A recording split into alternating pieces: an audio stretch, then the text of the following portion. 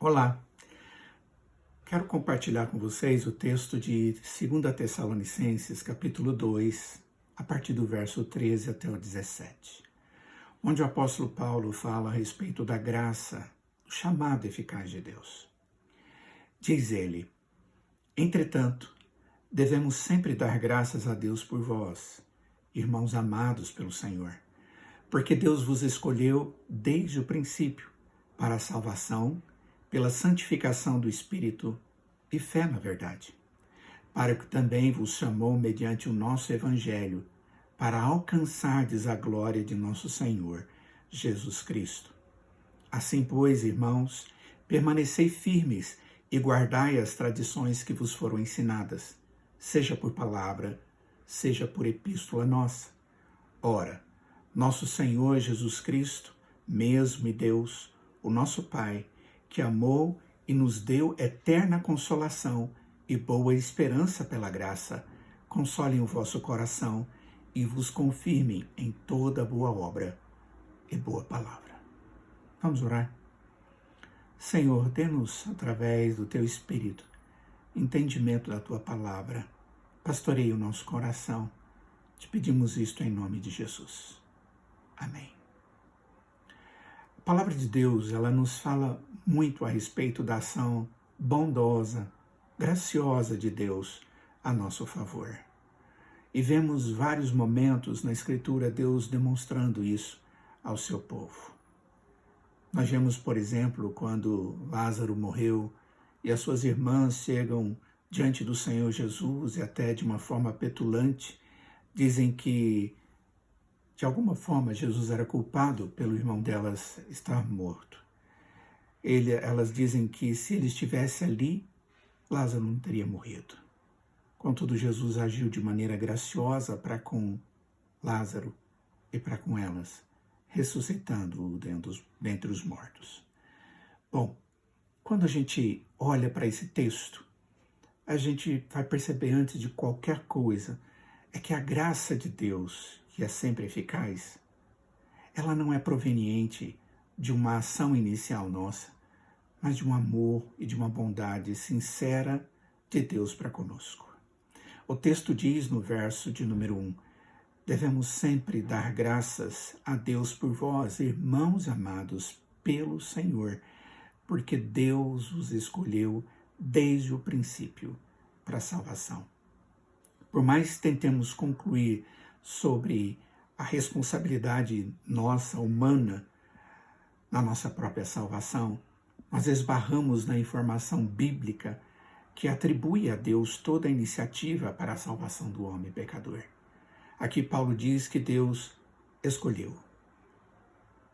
Esse ato gracioso de Deus traz consigo várias implicações. A escolha divina contempla um homem que está totalmente corrompido pelo pecado, comprometido pelo pecado e, consequentemente, como a própria Bíblia diz, afastado de Deus e sem mérito algum. Essa escolha de Deus é de caráter eterno, como ele mesmo diz, ou seja, somente Deus escolheu na eternidade. E isso retira qualquer possibilidade de compartilhamento ou submissão de Deus a nós. Somente Ele é eterno, bondosamente eterno, e na eternidade nos escolheu. E esse maravilhoso Deus, Ele demonstra a sua graça para com aqueles que Ele traz para a sua intimidade, para viver segundo a sua bondade. Quando Deus é bondoso, Ele revela a sua bondade naquilo que nós chamamos graça. A graça é o favor de Deus, o favor totalmente gratuito de Deus, manifestado na concessão de muitas bênçãos espirituais e eternas a nós, que somos criaturas culpadas e criaturas indignas. E esse Deus, segundo o texto, Ele nos escolheu para experimentarmos da sua graça, de algo que Ele resolveu nos dar. Mas o principal alvo da graça, segundo o texto, no verso de número 13 e verso de número 14, é que Ele, com a sua graça, Ele nos escolheu desde o princípio para a salvação. Esse é o grande objetivo de Deus ao nos salvar. Perdão, ao nos escolher para experimentarmos da sua graça, a salvação. Esse é o objetivo inicial e final de Deus. Todas as outras coisas estão ao redor disso.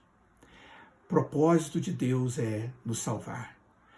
Todos os passos para que o nosso pecado pudesse ser tratado por obra do Redentor são atribuídas à graça de Deus. É a expressão da sua bondade.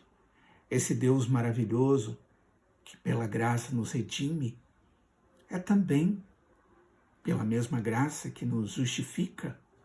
É aquele que pela graça nos concede dos dons da fé, somos santificados e vamos até mesmo ter expectativa e vamos entrar na glória.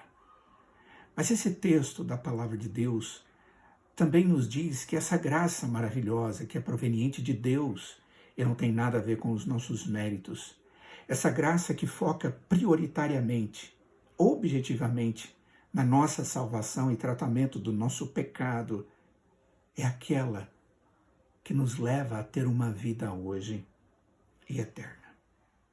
Nós estamos vivendo um tempo, nesses últimos dias, difíceis, onde muitos estão perdendo a vida.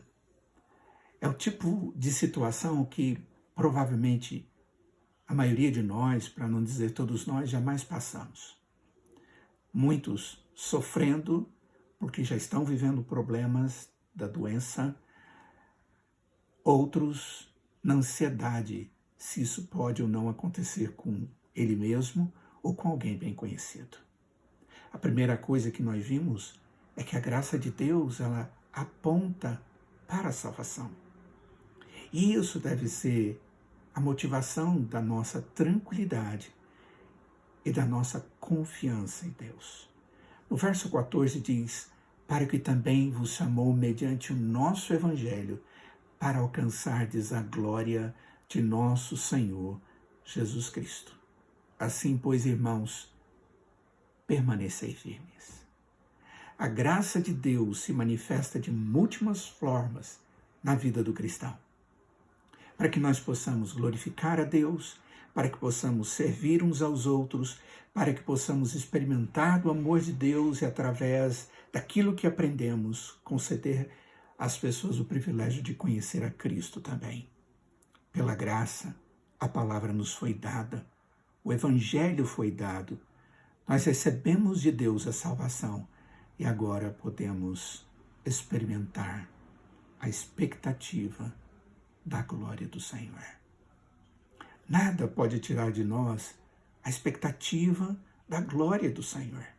Segundo o apóstolo Paulo, era importante que aquela igreja estivesse se lembrando que Deus chamou todos os seus para alcançarem a glória de nosso Senhor Jesus Cristo. E nem mesmo o sofrimento, as tristezas e finalmente a morte pode tirar de nós a glória reservada pelo Senhor para aqueles que o amam. A graça de Deus, ela é maior do que qualquer expectativa negativa. Essa é a oportunidade que nós temos nesses tempos difíceis de mantermos estas verdades vivas em nosso coração, certos de que Deus começou uma obra em nós e vai completá-la do jeito que Ele quiser. E sempre vai ser a melhor forma. Mas também é um tempo oportuno para levarmos pessoas a conhecerem esse Deus e terem uma expectativa que vai além do que aquela que muitos hoje gostariam de ter, na medicina ou nas vitórias que eles poderiam alcançar, a expectativa da vida eterna. Que Deus, em sua graça, nos dê alegria pela glória que nós contemplamos para a eternidade e dê-nos a responsabilidade de testemunharmos essa expectativa para outras pessoas. Que Deus tenha misericórdia de nós e nos abençoe, e nos fortaleça, e nos use para a glória dele. Oremos.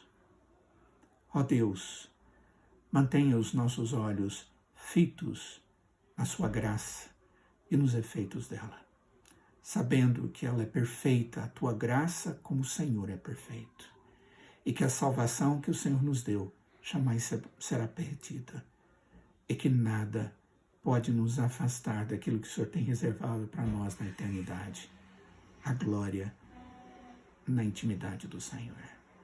Fortaleça a tua igreja, coloque nos nossos lábios um hino constante de gratidão ao Senhor em tempos difíceis, mas também coloque nos nossos lábios a responsabilidade e a condição de compartilharmos àqueles que não têm a esperança eterna. Compartilharmos que em Cristo essa esperança existe. Fortaleça-nos na fé e habilita-nos para o testemunho. Em nome de Jesus. Amém. Deus abençoe a todos.